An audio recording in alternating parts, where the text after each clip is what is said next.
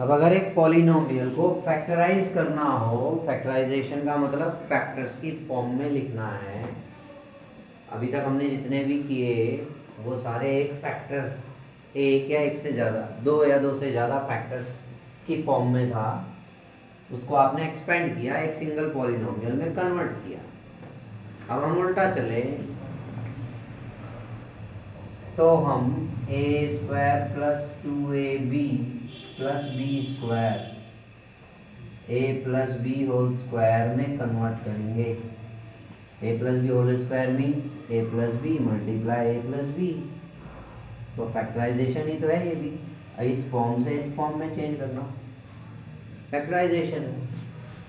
A square minus 2ab plus b square a minus b whole square a square minus b square a minus b a plus b a cube minus b cube a minus b a square plus a b square a cube plus b cube a plus b a square minus a b plus b square a square plus b square plus c square minus 2ab minus 2bc minus 2ca और plus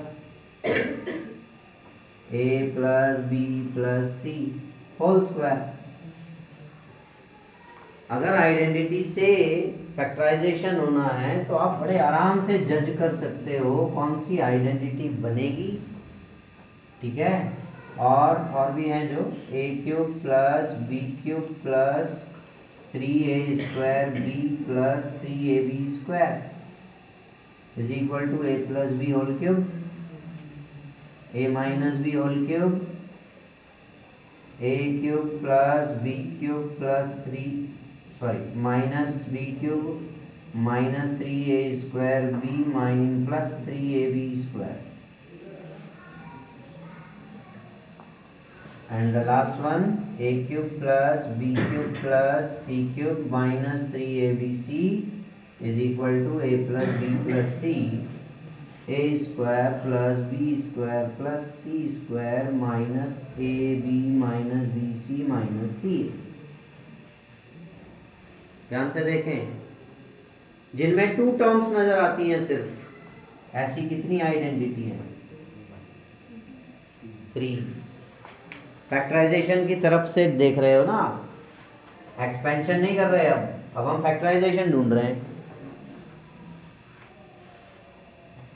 अगर identity follow होनी है और to terms दिखाई दे रही हैं सिर्फ, तो केवल 3 आइडेंटिटीज हैं, ये 3। अब कौन सी लगेगी आइडेंटिफाई करना बड़ा आसान है। दोनों में स्क्वायर है, बीच में माइनस है, दोनों में क्यूब है, माइनस है तो ये, प्लस है तो ये, सिंपल। पहले तो ये पहचानिए टर्म्स कितनी है। 3 टर्म्स हैं, 3 टर्म्स है तो सिर्फ ये दो है और नहीं है कोई भी। 3 टर्म्स हैं और उनमें से 2 टर्म्स में स्क्वायर नजर आता है। एक जगह नेगेटिव साइन है तो ये, और सारे पॉजिटिव हैं तो ये आइडेंटिटी। कोई मुश्किल काम नहीं है पहचानना कौन सी आइडेंटिटी लग रही है। और अगर 4 टर्म्स हैं, 3, लेकिन डिफरेंस इसमें भी, जिनमें केवल 2 ही टर्म्स क्यूब रखती हैं किसी वैल्यू का, चाहे वो अकेला एक न्यूमेरिकल एक्सप्रेशन हो या फिर वेरिएबल भी हो साथ में, या अकेला वेरिएबल हो, और जिसमें 3 टर्म्स में क्यूब हो, तो ये एकमात्र है 4 टर्म्स वाली आइडेंटिटी जो फॉलो होएगी। ये फैक्टर बनेगा इस फॉर्म में। और अगर 2 जगह क्यूब है, सारे पॉजिटिव हैं, ये बनेगा ए प्लस बी होल क्यूब। और अगर कुछ नेगेटिव टर्म्स भी हैं लेकिन क्यूब 2 टर्म्स में है, तो ये आइडेंटिटी बनेगी। ये 4 टर्म्स वाली आइडेंटिटी थी। तो आइडेंटिटी को क्वेश्चन देखकर जब मुझे ये मालूम है कि हाँ आइडेंटिटी फॉलो होगी, तो एक्सप्रेशन पॉलिनोमियल देखकर आइडेंटिटी जज करना और फैक्टराइजेशन का लास्ट स्टेप की भी क्या फैक्टर बनेंगे उसको आइडेंटिफाई करना बड़ा काम नहीं है। एक दो एग्जांपल देखेंगे अब।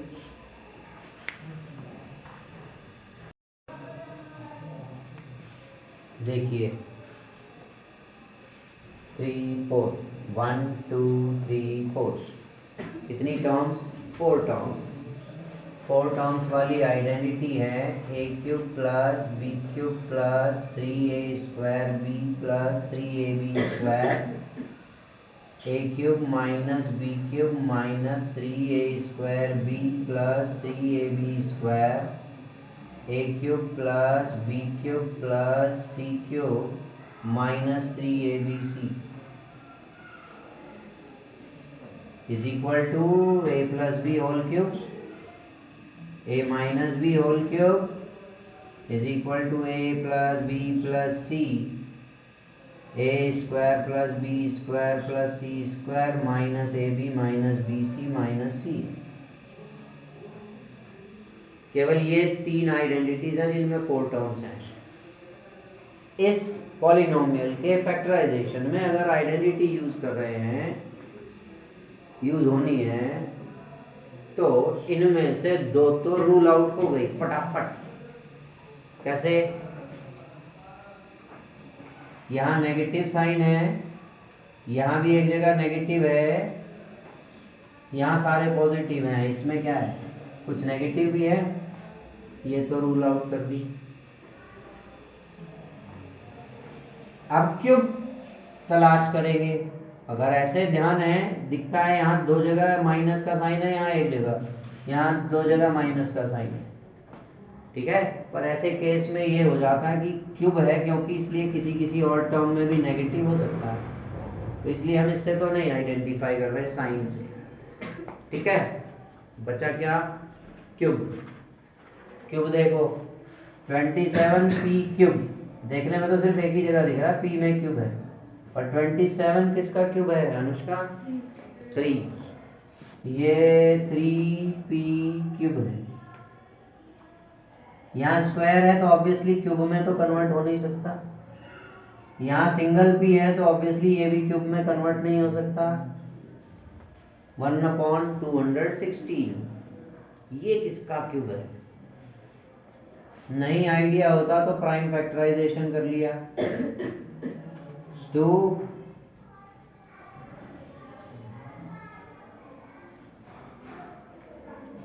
3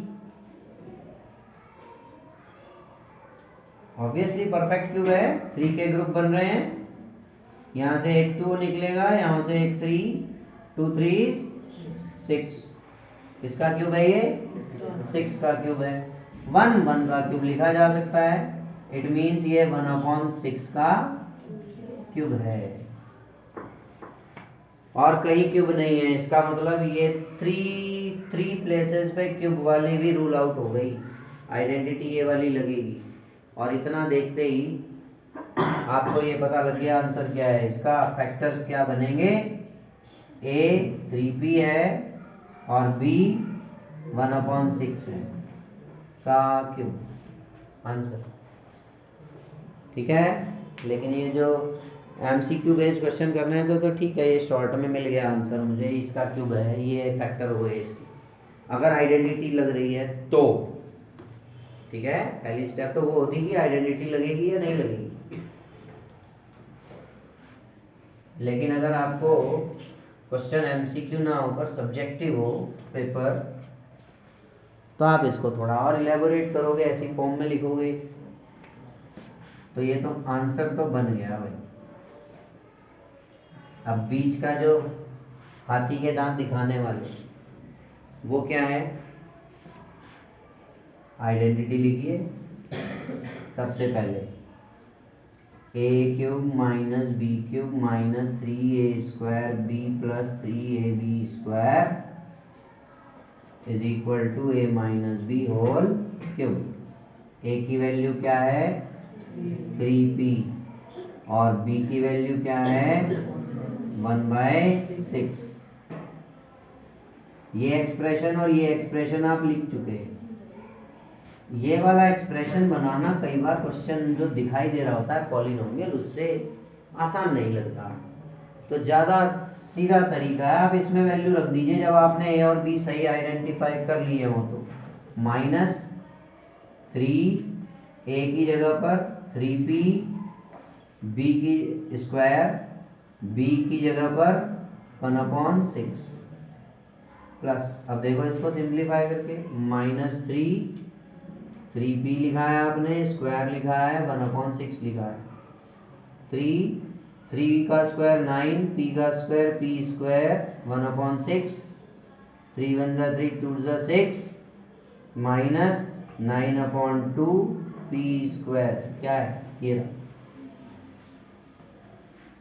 ठीक है, ज़्यादा देर लगाने की ज़रूरत नहीं। ये उस स्टूडेंट के लिए जिसको इस तरह से नहीं आ रहा कि मैं कैसे उसे तोड़ दूं, कैसे स्प्लिट करके लिख पाऊं उस फॉर्म में। ये वाला पार्ट कैसे लिखेंगे 3a 3p b 1/6 का स्क्वायर, इसे भी 3 × 3p 1/6 का स्क्वायर, 1/6 का स्क्वायर 1/36, 3p 3 से कैंसिल और p/4 1/4p। तो बड़ा आसान है, ऐसे लिख लेना। इस तरह से कीजिए, फिर ये आइडेंटिटी लिख दीजिए और फिर 3p - 1/6 का cube means 3p - 1/6, 3p - 1/6, 3p - 1/6 हो गया फैक्टराइज। ठीक है।